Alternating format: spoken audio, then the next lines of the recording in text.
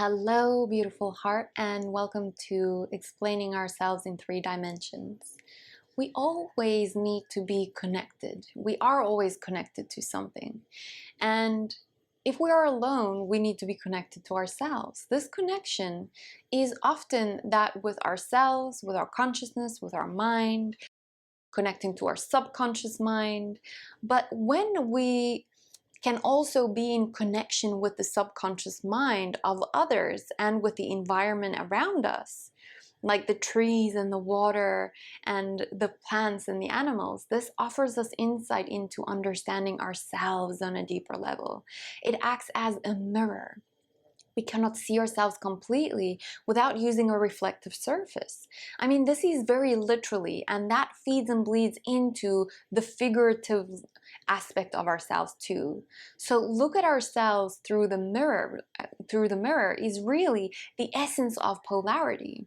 To really see and to really understand anything, we need to become aware of the subconscious, of our own and of others. And one of the main ways we can do this is through the breath. So sometimes the most basic things we can feel, heard, and learn to apply. Example, if someone is triggered and they are shouting or screaming or projecting out loud, our nervous system will get triggered too. And when this happens, the breath mimics that. And we normally tense into our bodies, and we are taking all of that information into our bodies and storing that. So they are storing that into our bodies, and energetically these programs then gets translated into our cells to start emanating and projecting that too.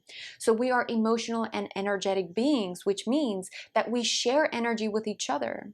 So we will end up feeling like they do, if not worse, or even amplified if you have an open sacral. This is why it's so important to keep one eye on the inside, to notice your breath, to notice the tension that you hold in the body while with someone else. This goes the same with thoughts. This goes the same with how you breathe, how someone else breathes. The breath reaffirms the thought and the programs, the cells, taking up that very energy. So sighing out releases energy. So in doing this, this is a very natural way of disconnecting from the annoyance, disconnecting from the stress. When we sigh before someone talks to us, it's actually a good thing. It's as if you're saying, I'm creating space to be there with you fully, dropping whatever I'm holding on to in order so that I can listen deeply to you. So learn to sigh without an offensive sound. The body relaxes, the stomach sinks, the nervous system regulates and opens, and we are now receptive and permeable. Keep breathing through the mouth on the exhale so that negative emotions don't get stuck. If you are the person that carries truth with you, it will hit you in the heart.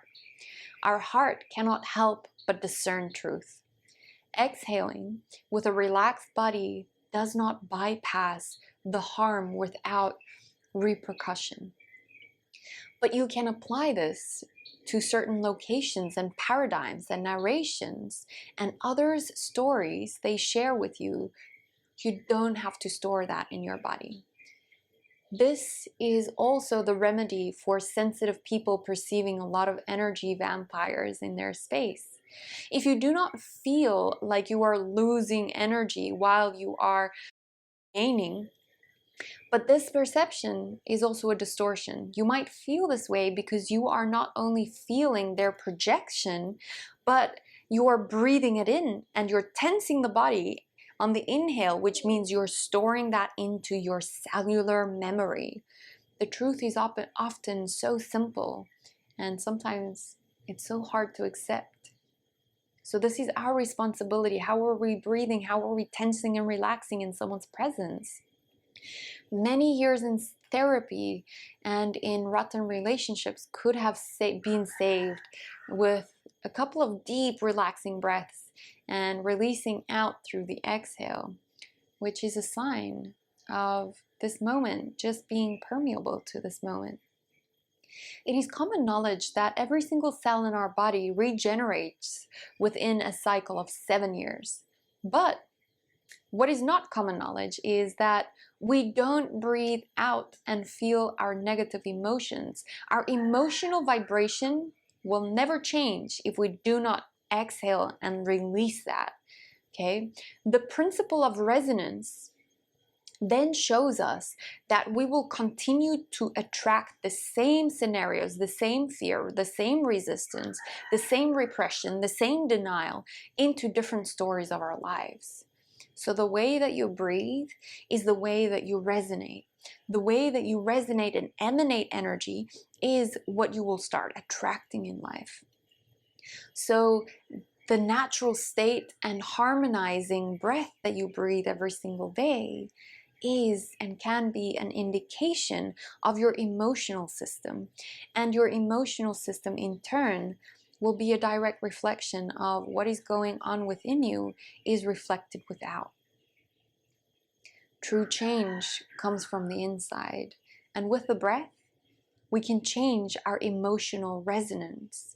And that emotional resonance will start emanating outward, and the law of resonance itself will start emanating and vibrating at a higher level. So soften the body when you're in the presence of someone else. Feel what they feel, but don't store it in your body. Relax the muscles, relax on the inhale and the exhale.